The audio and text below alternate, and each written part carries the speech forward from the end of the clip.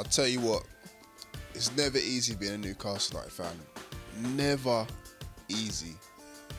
I mean, yes, we are the Championship side. Yes, Hull City are the Premier League side.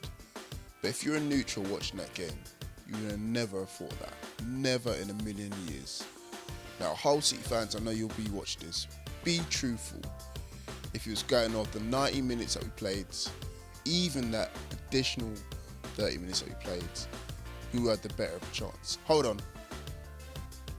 In true Rafa style, I've got my phone out. So, facts. Possession-wise, 61% Newcastle United, 39% Hull. Shots, 32 Newcastle United, 12 to Hull City. Shots on target, 5 Newcastle United.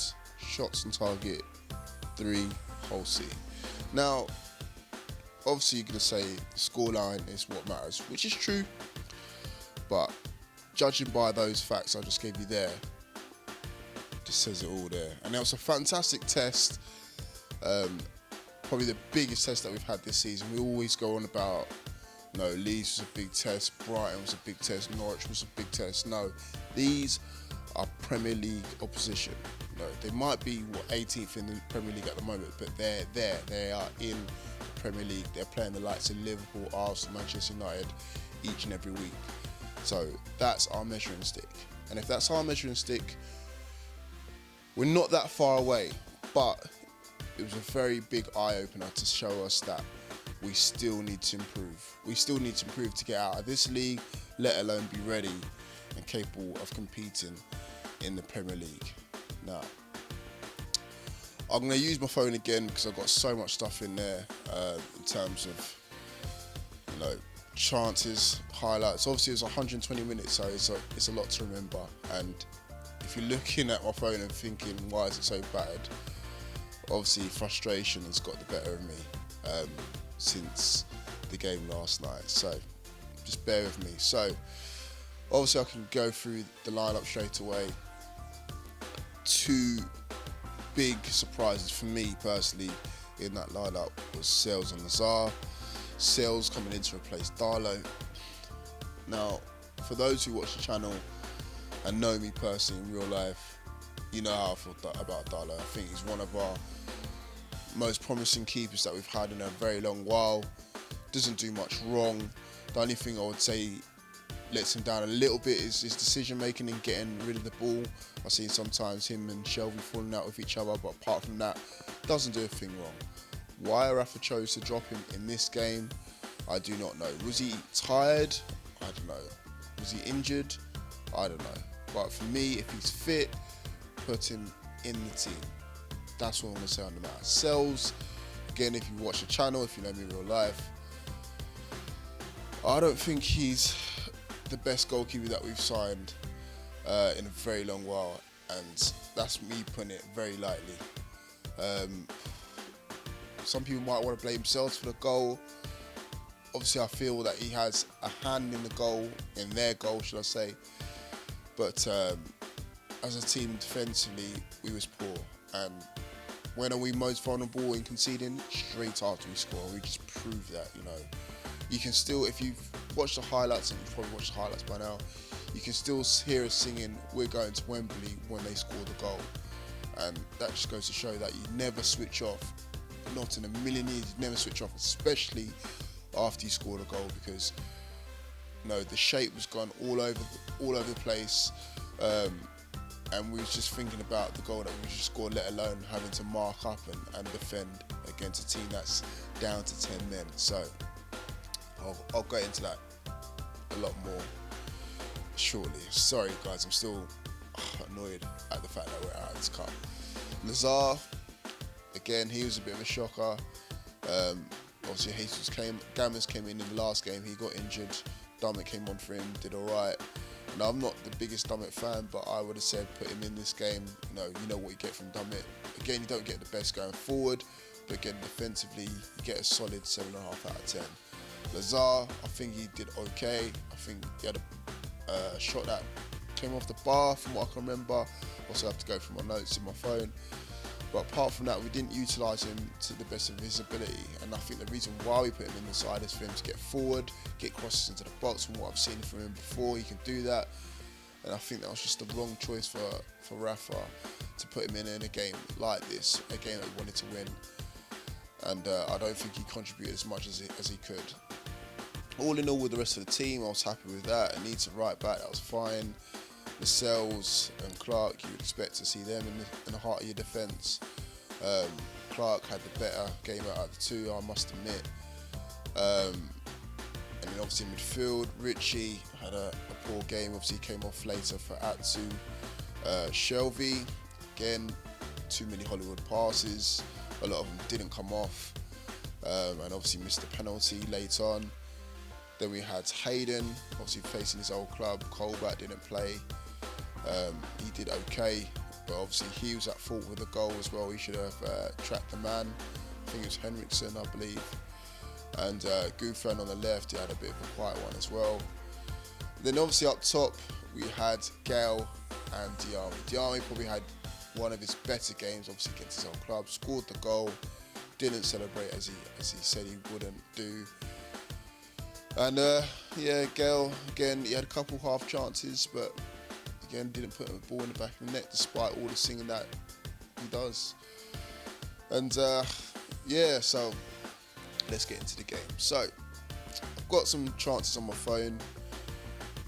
I've managed to get all of them, but obviously in between there I was obviously celebrating and jumping for joy, so I didn't manage to get all of them. The first chance I've got is Dwight Gale chance, through ball by Shelby. So again, Shelby did contribute, through ball by Shelby. Dwight Gale obviously didn't score with that one. The next one, Diame soon after from distance went wide after 13 minutes. Then I've got a whole chance, Diamande, half chance after 22 minutes. Then we had a chance, Diame had a header and needs a cross. Then Dwight Gale had a possible penalty after 27 minutes. Then Hayden had a shot from distance after 33 minutes. Wayward effort, I'm guessing this is the second half, from Gouffran.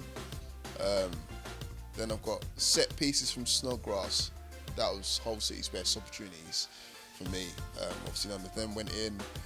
Then I've got the sending off for Mbakani. Now, the Mbakani incident, even though I was at the ground, I still don't even remember seeing it. I wasn't drunk, I wasn't taking anything else, but I don't remember seeing it. It must have been that quickly. But obviously I've seen it now on the highlights, and it looks like it was a clash of heads between Lascelles and Mbakani. I think Lascelles all game was kind of niggling at him, winding him up, and that's what defenders do. It's part of the game, you know.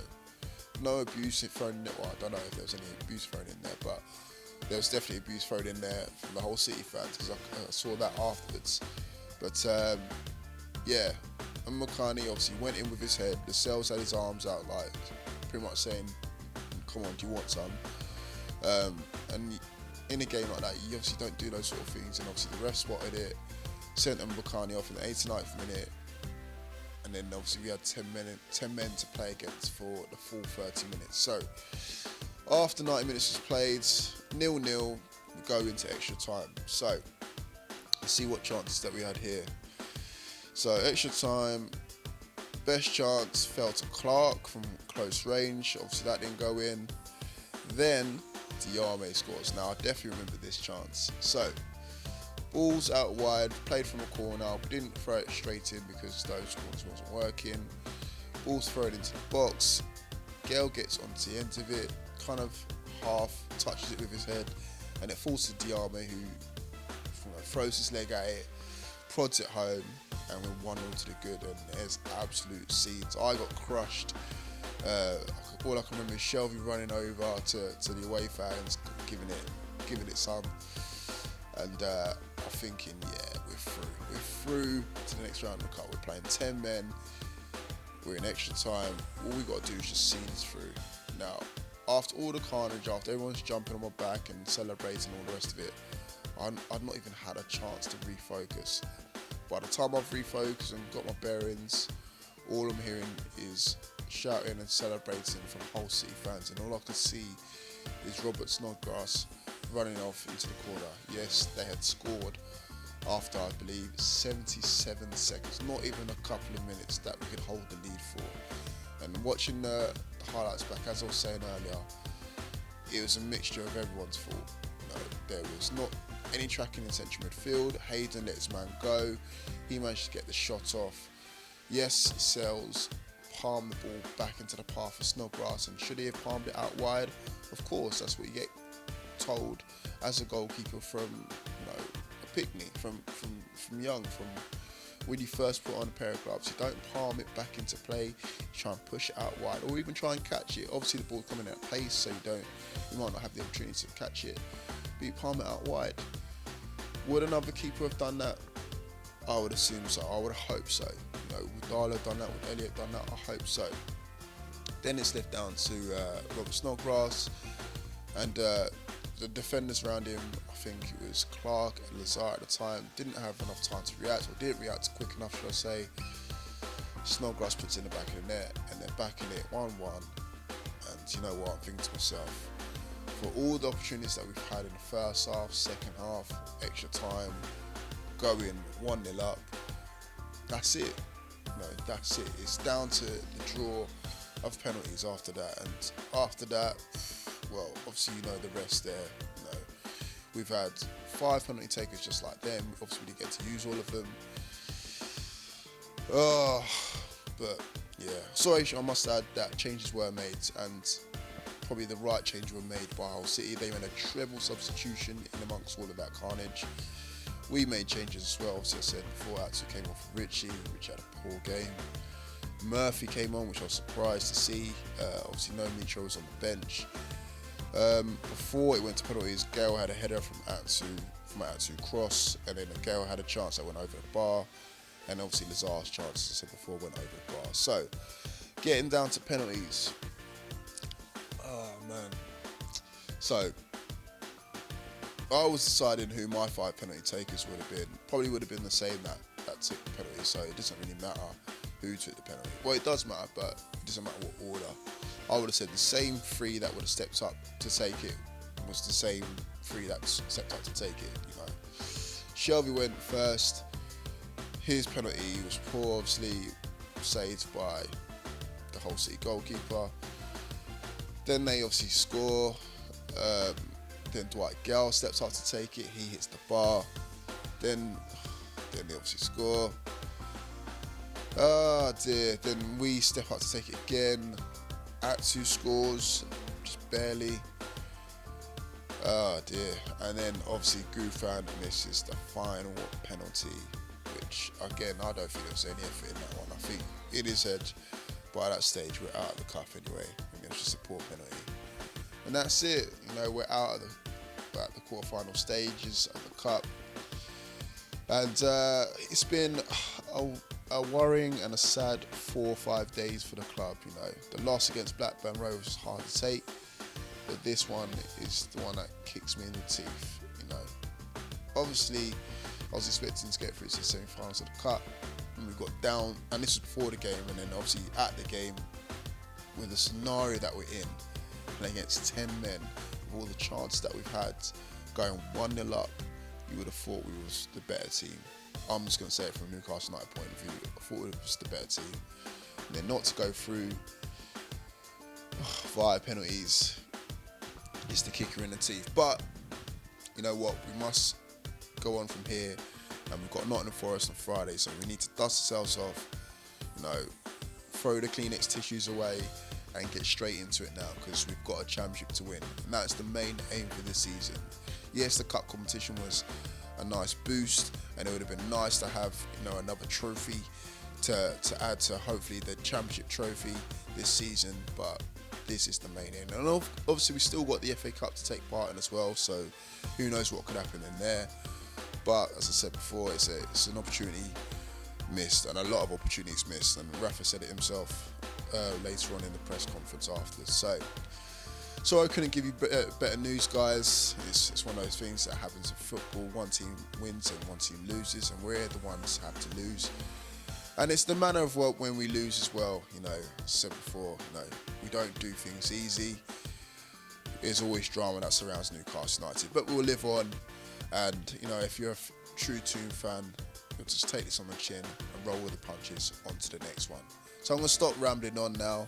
Hopefully there's enough material on my channel to go through, and I'll be speaking to a couple Hull City fans as well to get their perspective on the game as well. And I'll see you all soon. See you guys on Friday. Take care of yourselves. Keep it all tuned. Peace.